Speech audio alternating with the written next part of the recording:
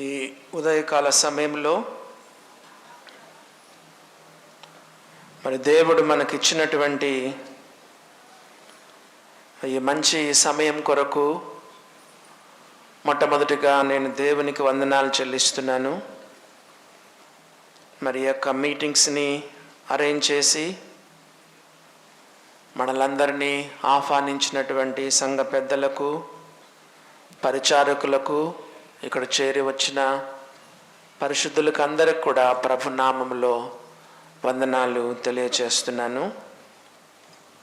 ఈ ఉదయకాలంలో ఈ యొక్క రెండవ సెషన్లో మనకు 11:40 నుండి 12:25 వరకు ఒక 45 నిమిషాలు మనకు సమయం ఇవ్వబడింది. మనము త్వరగా దేవుని వాక్యాన్ని ధ్యానం చేసుకుని ఈ రెండవ తరగతిని మనం ముగించుకుందాం. దానియేలు గ్రంథము 5వ అధ్యాయము మొదటి 4 వచనాలు మనం చదువుకుందామండి. దానియేలు గ్రంథము 5వ అధ్యాయము మొదటి 4 వచనాలు మనము చదువుకుందాం. రాజగు బెల్షజరు తన అధిపతులలో 1000 మందికి గొప్ప విందు చేయించి ఆ 1000 మందితో కలుసుకొని ద్రాక్షారసము త్రాగుచుండెను. బెల్షజరు ద్రాక్షారసము త్రాగుచుండగా తానును తన అధిపతులను, తన రాణులను, తన ఉపపత్నులను వాటిలో ద్రాక్షారసము పోసి త్రాగునట్లు తన తండ్రియగు నెబుకద్నెజరు యెరూషలేములోని ఆలయములో నుండి తెచ్చిన వెండి బంగారు పాత్రలను తెమ్మని ఆజ్ఞ ఇచ్చెను. అందుకు వారు యెరూషలేములోని దేవుని నివాసమగు ఆలయములో నుండి తీసుకున్న సువర్ణోపకరణములను తెచ్చి ఉంచగా రాజును, అతని అధిపతులను, అతని రాణులను, అతని ఉపపత్నులను వాటిలో ద్రాక్షారసము పోసి త్రాగిరి. వారు బంగారు, వెండి, ఇత్తడి, ఇనుము, కర్ర, రాయను వాటితో చేసిన దేవతలను స్తుతించుచు ద్రాక్షారసము త్రాగుచుండిరి. చదవబడిన వాక్యాన్ని దేవుడు మన కొరకు దీవించునుగాక. ఈ యొక్క మీటింగ్స్లో ఏ వాక్యం చెప్పాలని మరి దేవుని సన్నిధిలో నేను ఆలోచన చేస్తుండగా మన దేవుడు నాకు ఈ యొక్క అధ్యాయం పైన దేవుడు నాకు మనసు పుట్టించినాడు. బైబిల్లో మనల గురించి ఏమని రాయబడిందంటే, మనం రాజులైన యాజక సమూహము. సాధారణంగా రాజులు ఇతర రాజుల గురించి ఆలోచన చేస్తారు. బైబిల్లో చాలామంది రాజులు ఉన్నారు. ఈ రోజుల్లో ఈ యొక్క రాజైన బెల్షజర్ గురించి కొన్ని విషయాలు ఆలోచన చేయాలని నేను ప్రేరేపింపబడుతున్నాను. ఆయన గురించి ఏమని రాయబడిందో చూడండి. రాజగు బెల్షజరు తన అధిపతులలో 1000 మందికి గొప్ప విందు చేయించెను. దేవుని బిడ్డలారా, విందులు వినోదాలు చేసుకోవడం తప్పులేదు, కానీ దేవుని వాక్యం చెప్తుంది, మీరు భోజనము చేసినా, పానం చేసినా, మీరేమి చేసిననో సమస్తమును దేవుని మహిమ కొరకు చేయండి.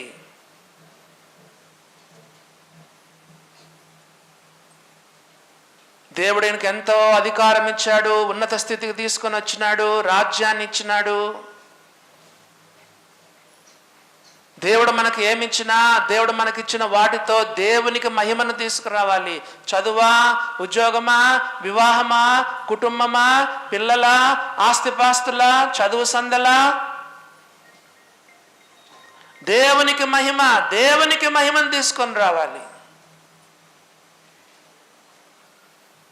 దేవుని బిడ్డలారా గమనించండి. దేవుడు ఈయనకు ఇంత ఉన్నతమైన హోదా ఇస్తే ఆయన ఏం చేస్తున్నాడు?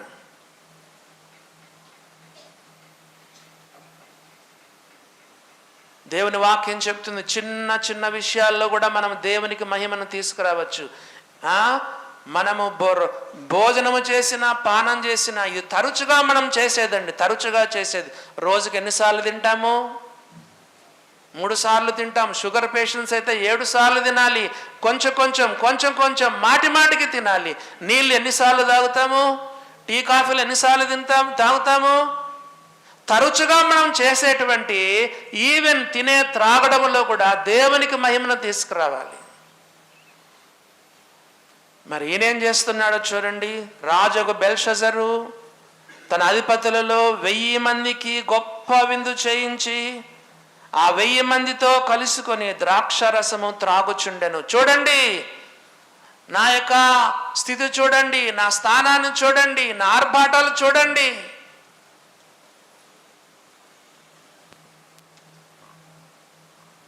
దేవుని యొక్క వాక్యంలో రాయబడింది, మీరు మీ డంబముల యందు అతిశయపడుచున్నారు, ఇటు అతిశయమంతయు చెడ్డది.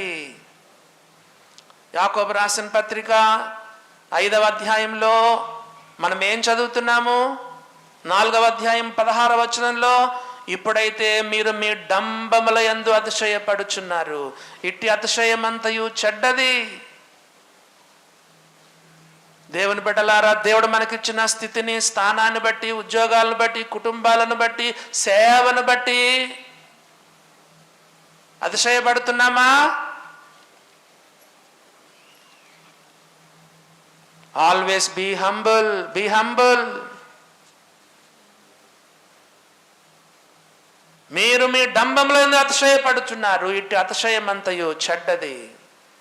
యోహాను కూడా తన పత్రికలు ఏమని రాశాడండి? లోకములో ఉన్నదంతయు అనగా శరీరాశయు, నేత్రాశయు, జీవపు డంబం, ప్రైడ్ ఆఫ్ లైఫ్. 1000 మందిని పిలుచుకొచ్చుకున్నాడు. రాణులు, ఉపపత్నులు, కుటుంబీకులు కదండి, అందరిని తీసుకొని వచ్చి తన వైభవం అంతా చూపిస్తా ఉన్నాడు. ఎల్లప్పుడూ దేవుని గుర్తించండి, దేవుని గ్రహించండి. దేవుడు నిన్ను నన్ను ఈ స్థానంలో ఉంచినాడంటే దేవుడు దేవుడు దేవుడు.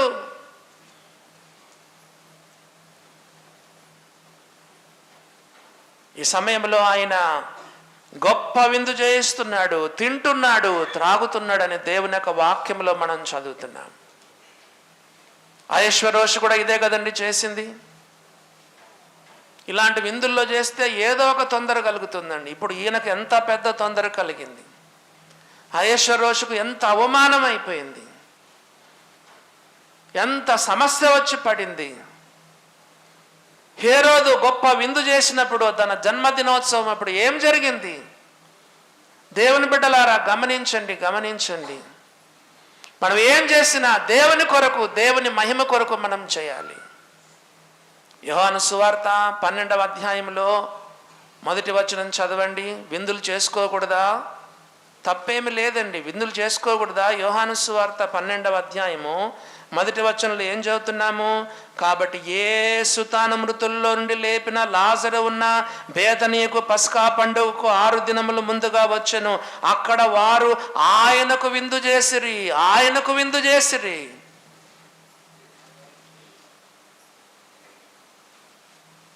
విందు చేసి స్తుతి కూడుకు పెట్టుకోవడంలో తప్పు లేదు. దేవుని మహిమపరచుట్లో గొప్ప తప్పేమీ లేదు. దావీదు చెప్పాడు, నాతో కూడి యెహోవాను ఘనపరచుడి, మనము ఏకముగా కూడి ఆయన నామమును గొప్ప చేయదము.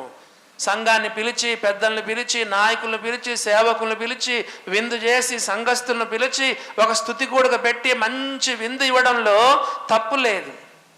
స్తుతి వేరు, స్తుతి యాగం చేరు, స్తుతి యాగం వేరు.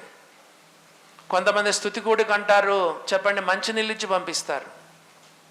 లేదా ఏదో బొరుగులో, ఇక్కడ ఏమంటారు, కొంతమంది బొరుగులు అంటారు, కొంతమంది మరమరాలు అంటారు కదండి. స్తుతి వేరు, స్తుతి యాగం వేరు. స్తుతి అంటే ఊరికే మంచినీళ్ళు ఇచ్చిపోయేది. స్తుతి యాగం అంటే ఏ సాక్రిఫైస్ ఆఫ్ ప్రైజ్.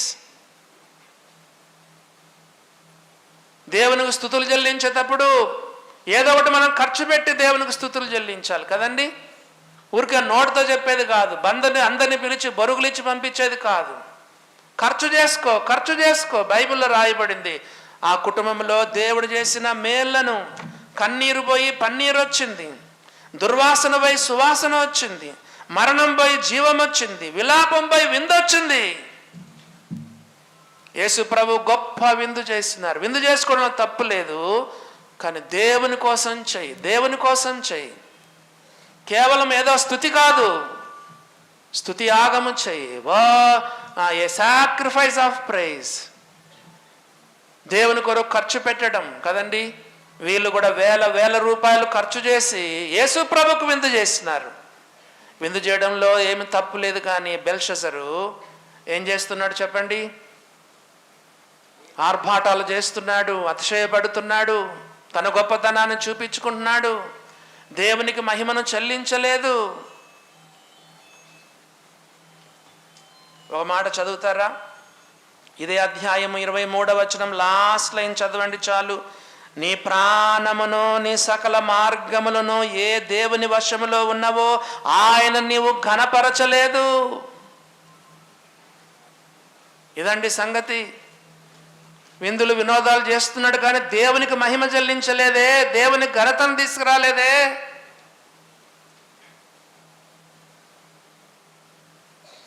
రాజుకు బెల్షస్సరు తన అధిపతులలో 1000 మందికి గొప్ప విందు చేయించి ఆ 1000 మందితో కలిసికొని ద్రాక్ష రసము త్రాగుచుండెను. ఎంత భయంకరం అండి!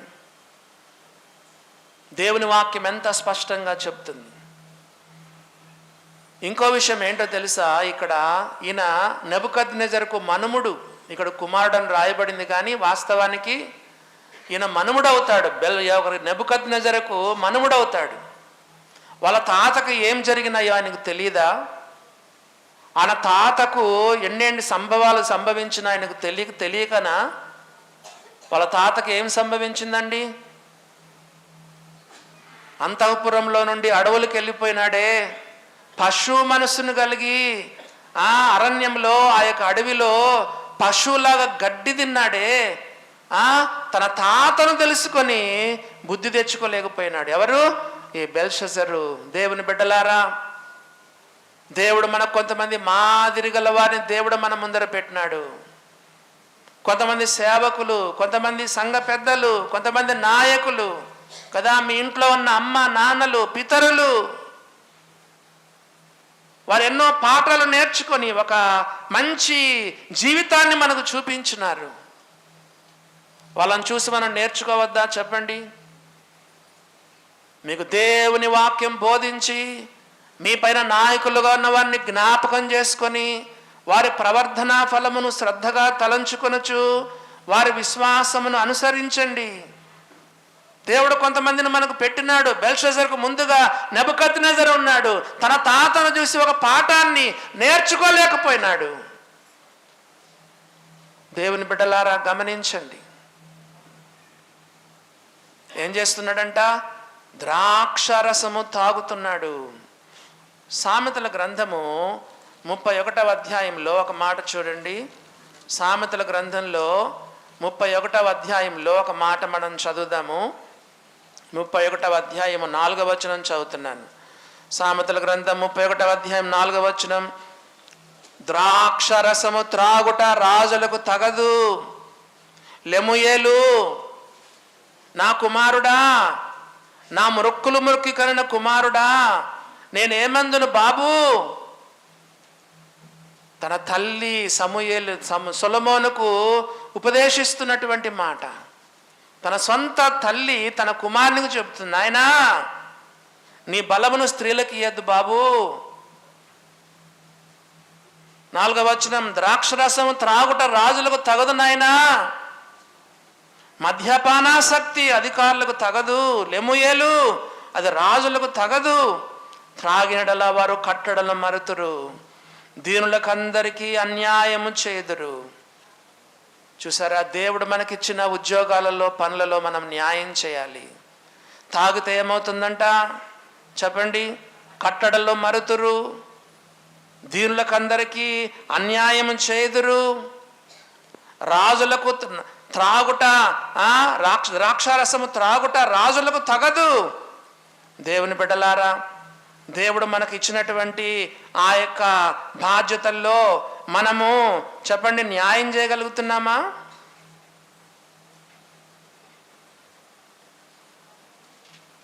ఈయన చూస్తే బాగా తింటున్నాడు, త్రాగుతున్నాడు.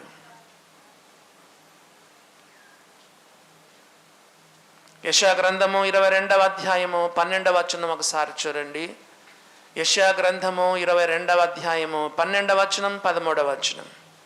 యెషయా గ్రంథము 22వ అధ్యాయము 12, 13 వచనాలు మనం చదువుతాం.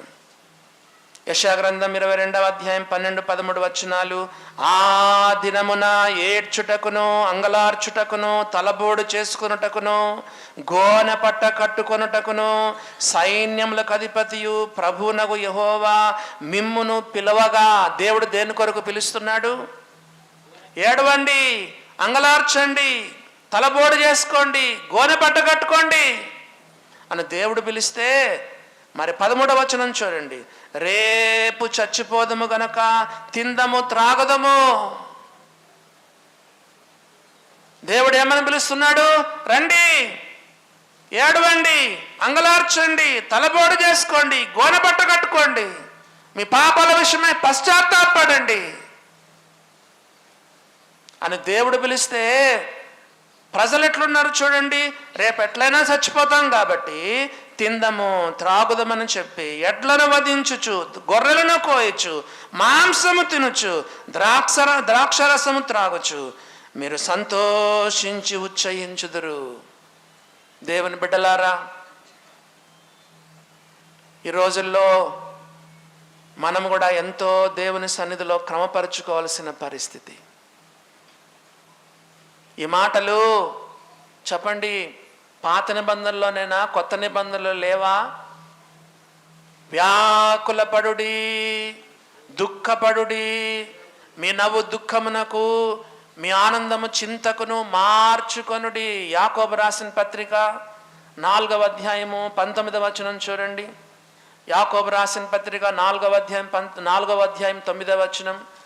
యాకోబు రాసిన పత్రిక 4:9. వ్యాకులపడుడి, దుఃఖపడండి, ఏడవండి, మీ నవ్వు దుఃఖమునకు, మీ ఆనందము చింతకును మార్చుకొనండి. ప్రభు దృష్టికి మిమ్మల్ని మీరు తగ్గించుకొనండి, అప్పుడు ఆయన మిమ్మల్ని హెచ్చించును. ఎవరికి రాశాడు? విశ్వాసులకు రాశాడు. మీ దగ్గర ఎవరిదైనా పాత బైబిల్ ఉందా? పాత బైబిల్లో చదవండి, ఏముంటుందో. యాకోబు భక్త కోటికి రాసిన పత్రిక. యాకోబు భక్త కోటికి రాసిన పత్రిక. ఈ పత్రికలన్నీ కూడా చెప్పండి, బైబిల్లోని ఎక్కువ పుస్తకాలు నాకు తెలిసినంత మటుకు సాధ్యమైనంత వరకు ప్రభువును నమ్ముకున్న వారికే రాయబడినాయండి. పత్రికలు కూడా విశ్వాసులకే రాయబడినాయి.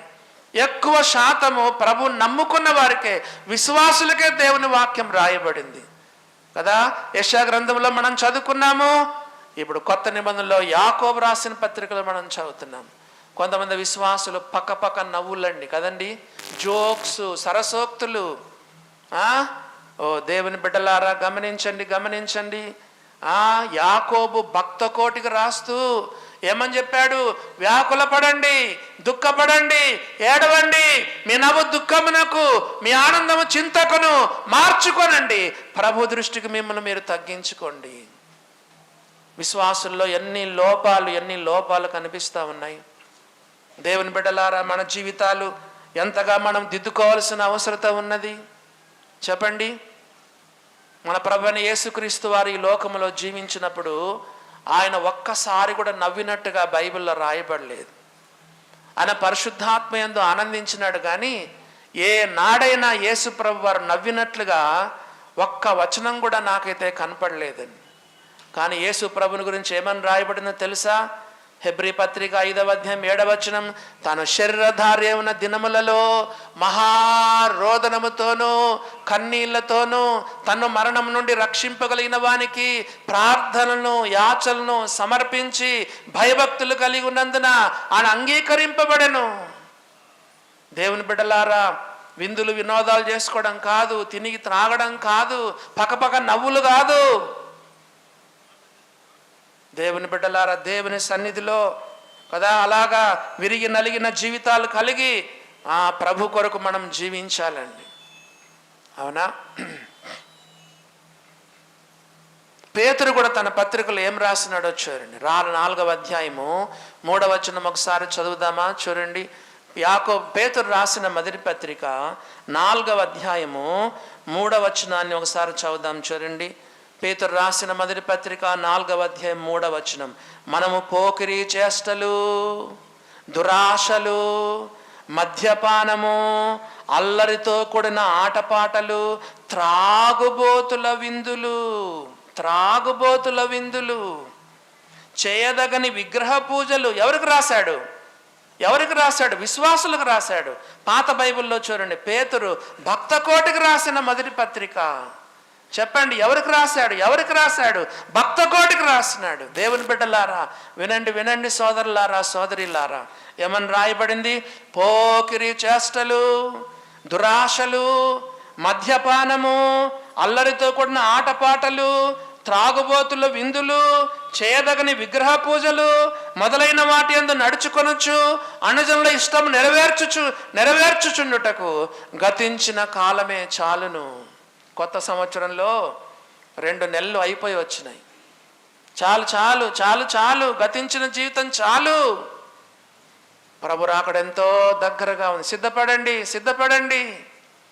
దేవుని బిడ్డలారా, ఏమేం లోపాలుంటే దేవుని సన్నిధిలో సరి చేసుకోవాలి, మంచిగా సిద్ధపడాలి.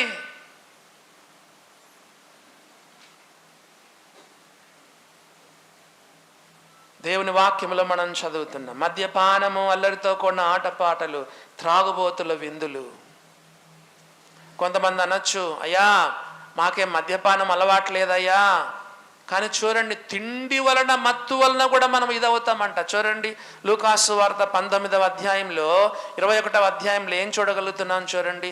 లూకాసు వార్త 21వ అధ్యాయం, లూకాసు వార్త 21వ అధ్యాయంలో 34వ వచనం చదువుతున్నాను చూడండి. లూకాసు వార్త 21వ అధ్యాయము 34వ వచనం. మీ హృదయములు ఒకవేళ తిండి వల్లను, మత్తు వల్లను, ఐక విచారం వల్లను మందముగా ఉన్నందున, ఒకవేళ త్రాగుబోతనం మనకు లేకపోవచ్చు. వాట్ అబౌట్ తిండి? కొంతమంది ఎప్పుడు నములుతానే ఉంటారండి. అసలు మీకు ఒక విషయం తెలుసా?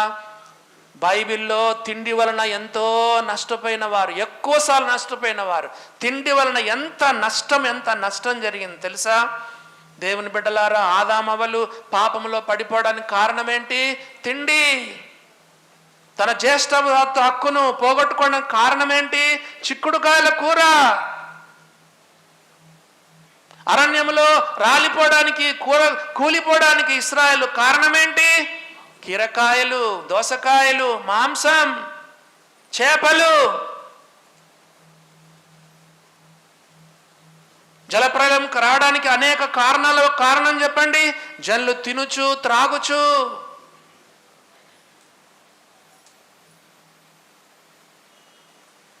మన ప్రభు అయిన యేసుక్రీస్తు వారు కూడా సాతాను దేని ద్వారా శోధించినాడు? ఈ రాళ్ళను రొట్టెలుగా చేసుకో. దేవుని బిడ్డలారా, తిండి విషయంలో కూడా మనం ఎంత జాగ్రత్తగా ఉండాలి. మీ హృదయములో ఒకవేళ తిండి వలనను, మత్తు వలనను, ఐక విచారముల వలనను మందముగా ఉన్నందున ఆ దినం అకస్మాత్తుగా మీ మీదికి విరివచ్చినట్టు రాకుండా మీ విషయమై మీరు జాగ్రత్తగా ఉండండి. ఉదయకాలం మేము అనుకున్నామండి, ఇప్పుడేం ఉక్రెయిన్ పైన యుద్ధం జరుగుతుంది. కోవిడ్ పోయిన సంవత్సరం, కోవిడ్ను బట్టి ప్రపంచమంతా తలకిందులు అయిపోయింది. ప్రపంచ పరిస్థితులన్నీ మారిపోయిన, అసలు సంఘ పరిస్థితి చూడండి, అంత జూమ్కి అలవాటు పడిపోయినారు. ముందు క్రైస్తవులు 4 రకాలే ఉండేవాళ్ళు కదండి. నిజమైన క్రైస్తవులు, ఆదివారపు క్రైస్తవులు కదా, నామకార్థ క్రైస్తవులు కదా.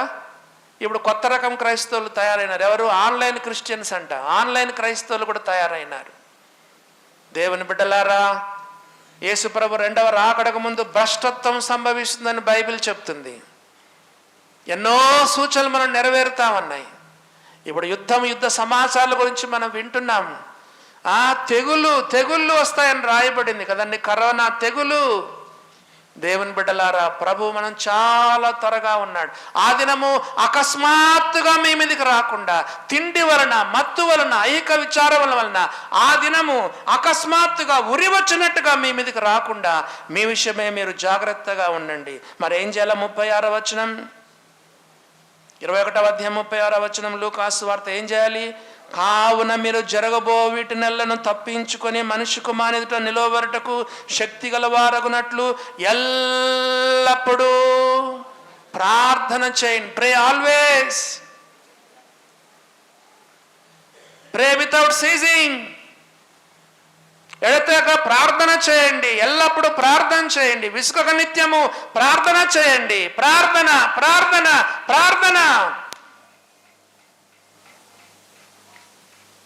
ఈ మధ్య ఒక క్యాలెండర్ వచ్చిందండి.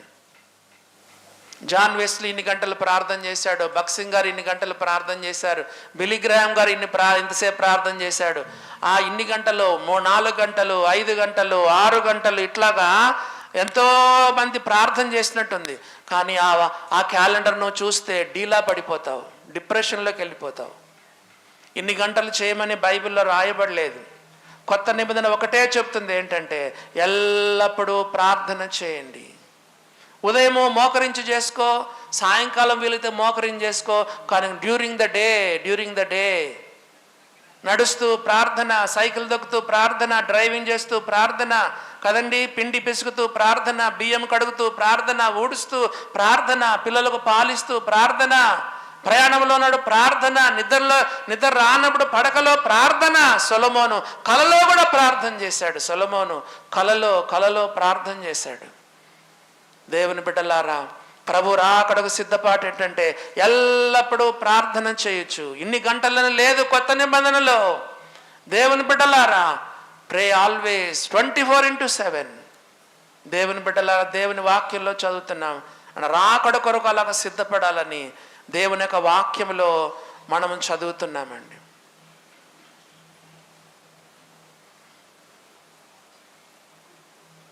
ఈ బెల్షజరు ఎప్పుడు తాగుతున్నాడో చెప్పమంటారా?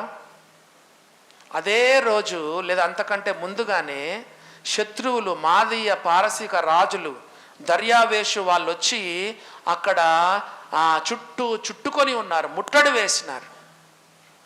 శత్రువు ఉంటే ఎలా తాగుతారు చెప్పండి? కింది వచనాలు మనం చదివితే అదే రోజు రాత్రి శత్రువు వస్తాడు, చుట్టూ ముట్టడి వేసినాడు. మాదీయ పారసీక రాజులు వచ్చి, దర్యావేషు వచ్చి చుట్టూ కూడా ముట్టడి వేసినాడు. శత్రువు ఉన్నాడని కూడా తెలియకుండా మరి ఎంతో తాగి పడి ఉన్నాడు ఈ యొక్క రాజు. దేవుని బిడ్డలారా, దేవుని వాక్యం ఏం చెప్తుంది? దేవుని వాక్యం ఏం చెప్తుంది? మన శత్రువు గురించి ఏమని చెప్పబడింది చెప్పండి? మన శత్రువు గురించి దేవుని వాక్యం ఏం చెప్తుంది? ఏమని రాయబడిందంటే, నిబ్బరమైన బుద్ధి గలవారై మెలకువగా ఉండండి. Be sober minded and be watchful. ఎందుకు? మీ విరోధైన అపవాది ఎవరిని మిరింగుదనా అని గర్జించు సింహం వలె వెదకుతూ తిరుగుతున్నాడు. శత్రువు ఇక్కడ దగ్గర పెట్టుకొని, గేట్ దగ్గర శత్రువుని పెట్టుకొని ఎలా తాగుతావయ్యా నువ్వు? ఎలా మత్తుడవై ఉంటావయ్యా? ఏమారుపాటున ఉంటే శత్రువు లోపలికి వస్తాడు కదా. అలాగనే జరిగింది. ఆఖరి వచనాల్లో అలాగనే జరిగింది. శత్రువును దగ్గర పెట్టుకొని, అందుకే పేతురు రాస్తున్నాడు. పేతురుకు తెలుసండి. ఒక సందర్భంలో యేసు ప్రభు పేతురునే అన్నాడు, సాతానా నా వెనుకకు పో అన్నాడు.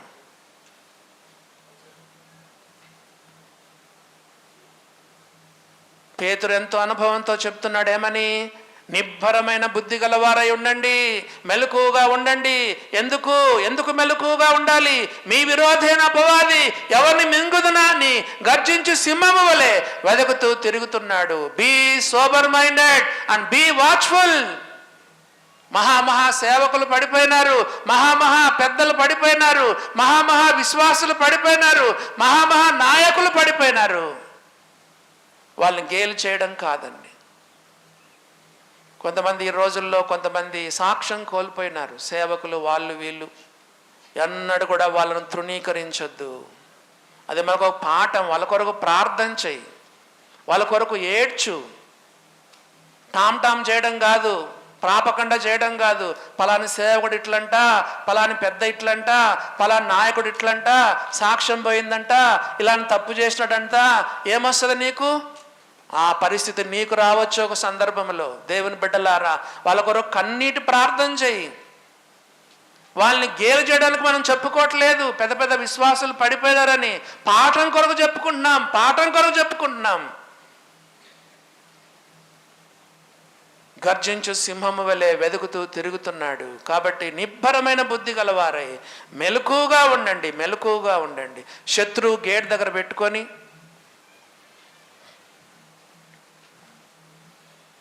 ఎలాగా ఈయన నిద్రపోతాడు లేదా తాగుతూ మత్తుడుగా ఉంటాడు చెప్పండి.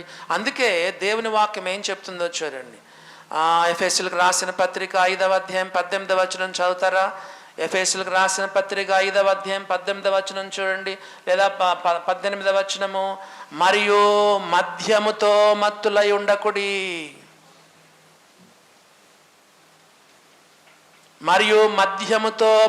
ఉండకుడి, అయితే ఆత్మపూర్ణులై ఉండండి. దేవుని వాక్యం ఏం చెప్తుంది? మద్యం కాదు, తిండి కాదు, మత్తు ద్వారా కాదు, మందమత్తులుగా ఉండడం కాదు, ఐక విచారాల ద్వారా కాదు, అయితే ఆత్మపూర్ణులై ఉండండి.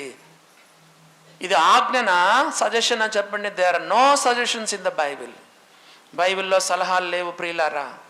బైబిల్లో సలహాలు లేవు. ప్రతిదీ ఆజ్ఞ. ప్రతిదీ everything is a commandment from God. ప్రతిదీ కూడా దేవుని ఆజ్ఞ. ఆత్మపూర్ణులై ఉండుడి అనే దేవుని ఆజ్ఞ. తిండి వలన, మత్తు వలన, ఐక విచారం వలన లేదా మద్యముతో మత్తులుగా ఉండడం కాదు.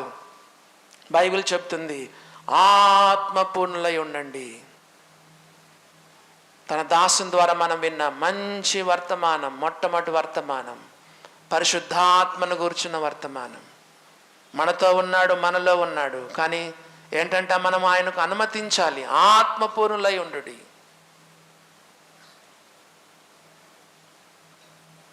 మనమందరం పరిశుద్ధాత్మను పొందుకున్నాము.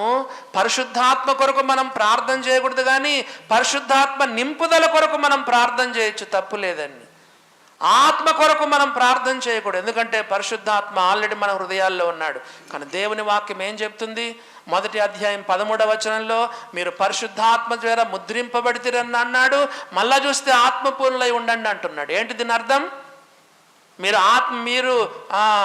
మీరును సత్యవాక్యం అనగా మీ రక్షణ సువార్తను విని క్రీస్తునందు విశ్వాసం ఉంచి ఆ వాగ్దానం చేయన ఆత్మచేత ముద్రింపబడితిరి అని అన్నాడు.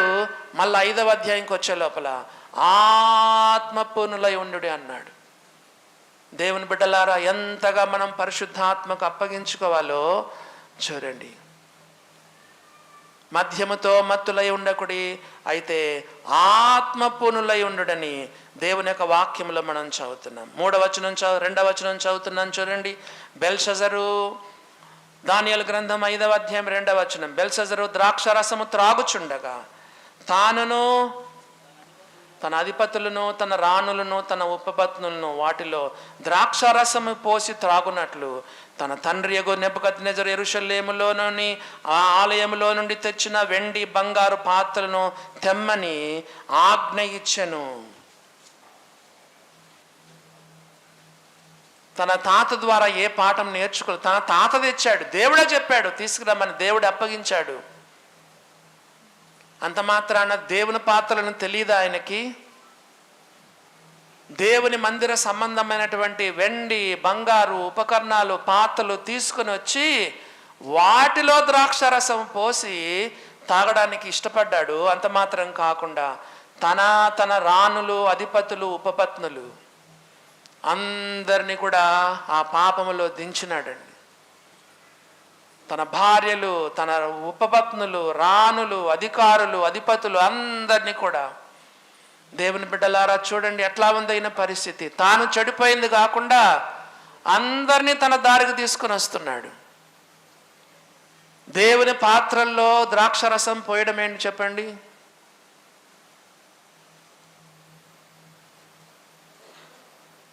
దేవుని వాక్యంలో మనం చదువుతున్నాం. బైబిల్లో మనల గురించి పాత్ర అని చెప్పబడిందండి. పాత్ర, మనం ఎవరంటే మనం పాత్రలం. ఈ పాత్రను ఎట్లంటే నువ్వు అట్లా వాడుకోవచ్చా? మీరు మీ సొత్తు కారు, విలువ పెట్టి కొనబడిన వారు. మీ దేహముతో దేవుని మహిమపరచండి. మన అరకాలు మొదలుకొని నడినెత్తి వరకు అణువణువు యేసు ప్రభుకు చెందింది. తన రక్తాన్ని ధారపోసి మనల్ని కొనుక్కున్నాడు.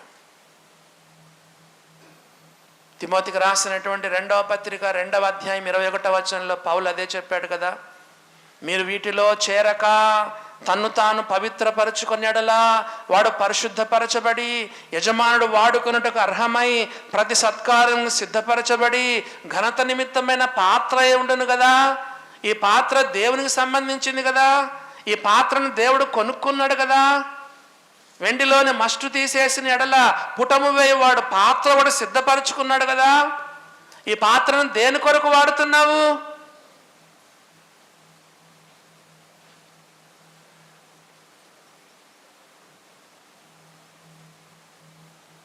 దేవుడు మనకిచ్చిన కళ్ళు, దేవుడు మనకిచ్చిన చెవులు, దేవుడు మనకిచ్చిన నోరు, దేవుడు మనకిచ్చిన చేతులు, దేవుడు మనకిచ్చిన కాళ్ళు, దేవుడు మనకిచ్చిన హృదయము అంతా దేవునికేనండి. Present your bodies unto Christ as a living sacrifice. సజీవ యాగముగా మీ శరీరాల్లో ఆయనకు సమర్పించండి. దేవుని పాత్రలు తీసుకెళ్ళి వేరే వాటికి వాడితే ఎట్లా?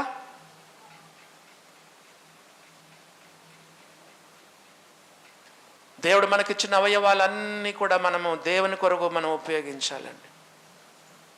సజీవ యాగం అంటే ఏంటి తెలుసా? పాత నిబంధన గ్రంథంలో కింద చంపుతారు, శవాన్ని తీసుకెళ్ళి బలిపీఠం మీద పెడతారు.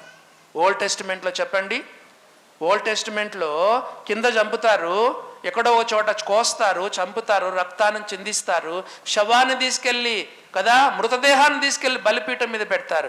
కొత్త నిబంధనలో ఉన్నటువంటి లివింగ్ సాక్రిఫైస్ అంటే ఏంటి? ఉన్న పాటున రోజు ఆయన బలిపీఠం ఎక్కాలి. సజీవ యాగంగా ప్రతిరోజు మనం ఆయనకు సమర్పణ చేసుకోవాలి. ఈ పాత్రలు దేవునికి సంబంధించింది. మన అణువణువు దేవునికి సంబంధించింది. దేవుడు తన రక్తం ఇచ్చి కొన్నాడు. ఇందాకనే మనం చదువుకున్నాం, మీరు దేవుని ఆలయమై ఉన్నారనియు దేవుని ఆత్మ మీలో నివసించుచున్నాడని మీరు ఎరగరా? ఈ పాత్రలో ప్రభువుకు సంబంధించింది ఈ పాత్ర కదా. ఇవన్నీ ప్రభువే మనకిచ్చినాడు. ప్రభువు మనకిచ్చినవన్నీ కూడా మనం ప్రభుకే మనం ఇవ్వాలండి.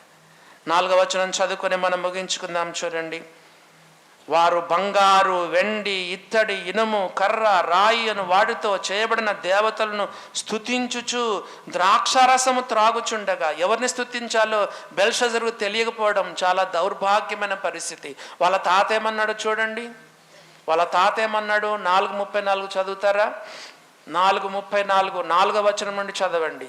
దానియేలు గ్రంథము 4:34 4వ లైన్ నుంచి, చిరంజీవి సర్వోన్నతుడకు దేవుని స్తోత్రము చేసి ఘనపరిచి స్తుతించి తిని. బెల్షజరు, ఎవరిని స్తుతించాలో తెలియదా నీకు? మీ తాత ఎవరిని స్తుతించాడు?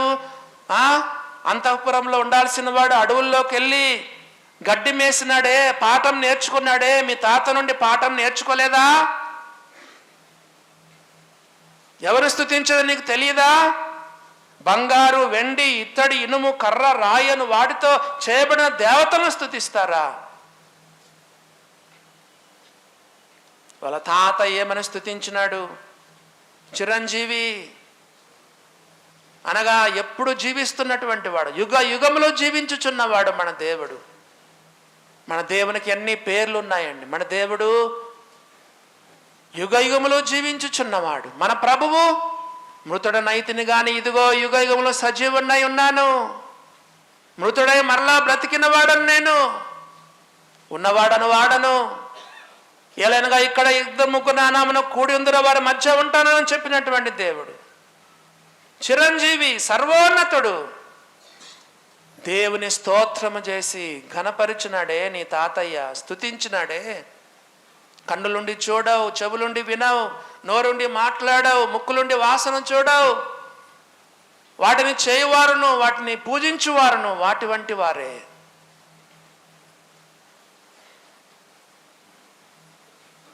జంతువులను పూజించే వాళ్ళు జంతువుల్లాగా అవుతారండి. నిజదేవుని పూజించేవారు నిజదేవుని సారూప్యానికి మార్చబడతారు కదండి.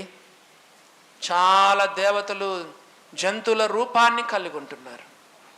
వాటిని చేయువారు వాటి వంట వాట. ఎందుకు? చుట్టుపక్కల ఉన్న వారు అంత రోతగా, అంత దుర్మార్గంగా, దుష్టులుగా ప్రవర్తిస్తున్నారు. ఎందుకంటే వాటిని పూజించువారు వాటి వంటి వారు అవుతారు. నిజదేవుని పూజిస్తే ఆయన సారూప్యం, స్వరూపం, మహిమ, పోలిక, మహిమ, ఆయన మహిమ మనలోనికి వస్తుంది. మన సమయం అయిపోయింది. మన జీవితాలు పరీక్ష చేసుకుందాం. తలలు వంచినట్లయితే చిన్న ప్రార్థన చేసుకుందాం. 1 నిమిషం మౌనంగా దేవుని సన్నిధిలో మన హృదయాలు పరీక్ష చేసుకుందాం. మొట్టమొదటి రోజు 2 వర్తమానాలు మనం విన్నాం. మన యొద్ద ఎల్లప్పుడూ ఉండుటకై పరిశుద్ధాత్మను దేవుడు మనకు సంచకరువుగా ఇచ్చినాడు. మిమ్మల్ని అనాథులుగా విడవనని చెప్పినాడు. దేవుడి బిడ్డలమైన మనం ఏం చేసినా దేవుని మహిమ కొరకు మనం చేయాలి. విందులు వినోదాలు కాదు ప్రాముఖ్యమైనవి. ఒకవేళ మనం ఏం చేసినా అది దేవుని మహిమ కొరకే మనం చేయాలి.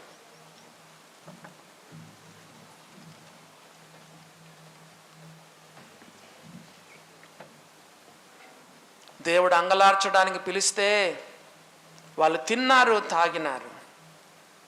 మనలో కూడా ఏమైనా లోపాలుంటే వ్యాకులపడండి, దుఃఖపడాలి, ఏడవాలి.